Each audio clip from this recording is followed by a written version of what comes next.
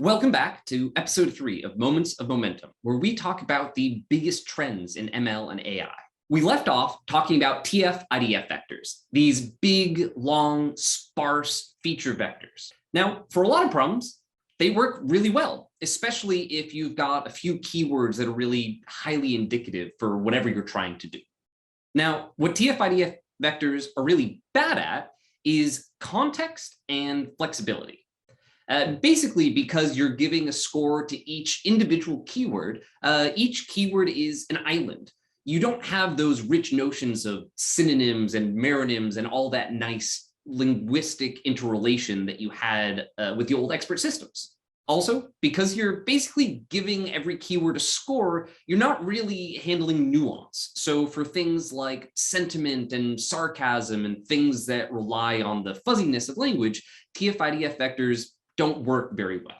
In practice, we also can't forget that these vectors are like 100,000 entries long, just insanely long. Now, because they're sparse, because they're mostly zeros, there are some math hacks we can do to do some more efficient computation here, but it's still very impractical for a lot of the things that we'd like to be able to do with these vectors. It'd be a lot more convenient if we could make them much smaller. There's a long string of research here, unsurprisingly, and a couple of big names to mention here would be Colbert and Bengio that really contributed a lot to the early work in this space. But I want to jump ahead to something that's a little bit more modern that many people might have heard about, called Wordzvec. And Wordzvec was written by Thomas Mikolov and a few other very smart people, really around this idea of what if, rather than thinking of every word as an island, we came up with a dense representation of each word. So why do we want a dense representation of these words? And dense here, right, just means not sparse. It means that most of the entries aren't zero. But one of the really cool things that we can do with these structural dense vectors that we couldn't really do with sparse vectors is we can come up with this notion of arithmetic, almost conceptual math with these words. One of the classical results in the Wordzvec problem, you can do things like take the word king, subtract the word man, add the word woman, and the result is the word queen.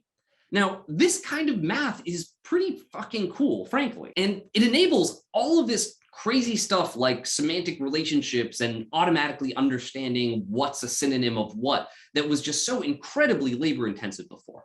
So just a quick note, Wordzvec is not deep learning.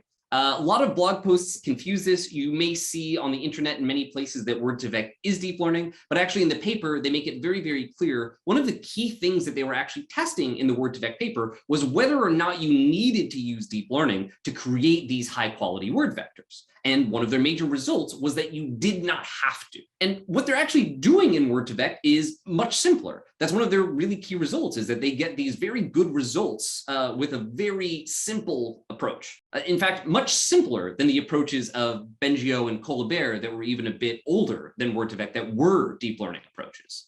And actually, just like the last generation of NLP, Wordzvec is built on this idea of the distributional hypothesis, the idea that words that appear in similar contexts have similar meanings. But Wordzvec has taken that idea and twisted it in a really interesting and powerful way. Now, before Wordzvec, while these word vectors existed, they weren't particularly popular, they weren't particularly practical. Because they used these very large deep learning techniques, they were really cumbersome, and frankly, the performance didn't justify their use. So that's one of the key things that Wordzvec really advanced, was the idea that you had these high quality, highly accessible word vectors for the first time, even though word vectors as a concept existed well before this. The second key piece, and actually what a lot of AI research boils down to at the end of the day, is this question of how do you define a good word vector? And this is one of those things that sounds very technical, but is more philosophical in a lot of ways than you might imagine. We know what a feature vector is, and these word vectors are, 100, 200, 300 entry long dense feature vectors, right? And we've gone over exactly what all of that means. They've got these structural constraints that we can learn, right? The place where we put these individual vectors in this really big space it has some impact, right? Because we got this notion of similarity between words, and we can add and subtract them from each other.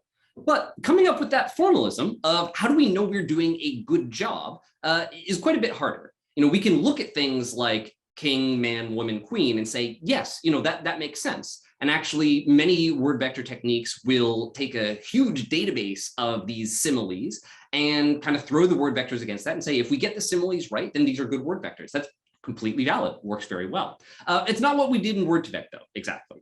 What Wordzvec did was they adopted two different options that actually ended up being really impactful in research well beyond the initial paper. The first was CBOW, or continuous bag of words, and the second is skipgram. Now, for the sake of example, I'm going to be using the sentence, "the cat sat on the mat," which is an example that I love. It's a very common one, very, very simple one, and hopefully it will make some of these cases a little bit more clear. CBOW is kind of like Mad Libs.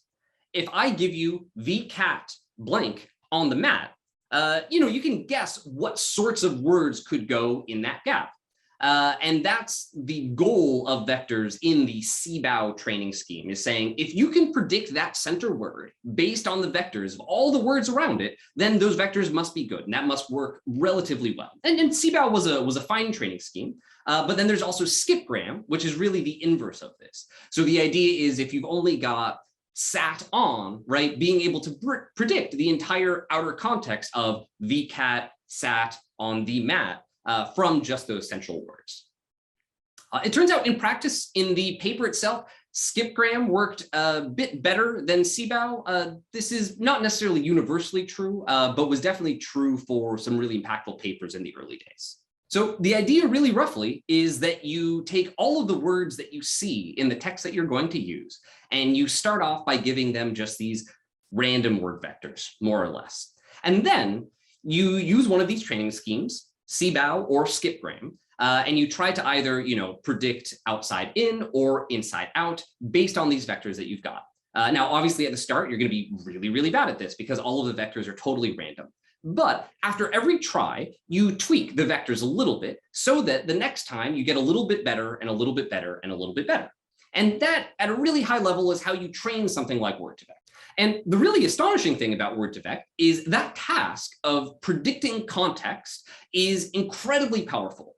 You learn a huge amount of meaning that you might not intuitively guess that you would learn just trying to do something that simple. But like all things, word vectors are not the end. So let's talk about the problems and what's really going to drive the next generation of NLP that's going to be the last one in our 4-part series, which is the language models. First, Wordzvec helps us understand how to compute vectors for individual words, as you might guess, but it really doesn't say anything about how we're supposed to combine those. Now, in practice, if we're talking about the sorts of things that we used to do with TF-IDF, where we're reading a tweet and figuring out if the sentiment is positive or negative, based on the keywords, basically, in the case of TF-IDF, there's not an obvious way to do that with Wordzvec. There's no clear and obvious technique for how you get from these word vectors, from this collection of individual feature vectors, to one feature vector that represents the whole paragraph, the whole page, the whole document, whatever it is that you're trying to model. Now, in practice at the time, we used this hack, something called a mean pool, which is a fancy mathy word for saying you just average all the vectors together. So if you've got 100 words in a paragraph, you figure out the word vectors for every single one of those 100 words, and then you add them all together and normalize by the number of words you've got in that paragraph. And this technique worked, kind of. It had a really narrow band of usefulness.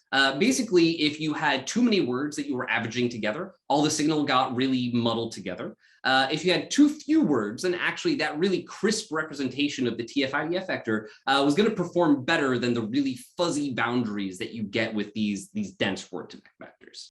Secondly, we still have a vocabulary issue. It's not as bad as it was with TF-IDF. With TF-IDF, right, we have to change all of our vectors anytime we see a new word. With Wordzvec, it's a little bit different. When we see a new word, we just don't know what it means at first, right? But nothing stops us from saying, okay, that's a new word. I'll give it its own random word vector. And maybe even as time goes on, I can give it a better word vector with time. You can do that. That works. It's not perfect, certainly, but it's a lot better than the TF-IDF problem. But we would really love to have some understanding of what these words mean when we see them for the first time. And finally, This is an issue that a lot of people might immediately gravitate towards, is when you're talking about having a single word vector for each word, you run again into this issue of polysemy that WordNet was so intrigued by. When we bring the mouse back, we ask, how can it possibly be that I have the same representation for that mouse as an animal and that mouse as a part of a computer? So in summary, the thing about word vectors and Wordzvec in particular that was really impactful was this idea that context and meaning were intertwined. And the idea of having these dense vectors that could be added and subtracted and had these meaningful relationships was really, really impactful. And that goes on to be some of the bedrock that most of these next techniques are going to be built on. But at the time, when Wordzvec came out, it wasn't practically very useful, frankly. TF-IDF still dominated, and there were very, very few cases where you could actually justify the use of Wordzvec in in industry, in production, in something like that. But wouldn't stay that way for long. Next time on Moments of Momentum, we'll talk about how we solved all of these issues with language models.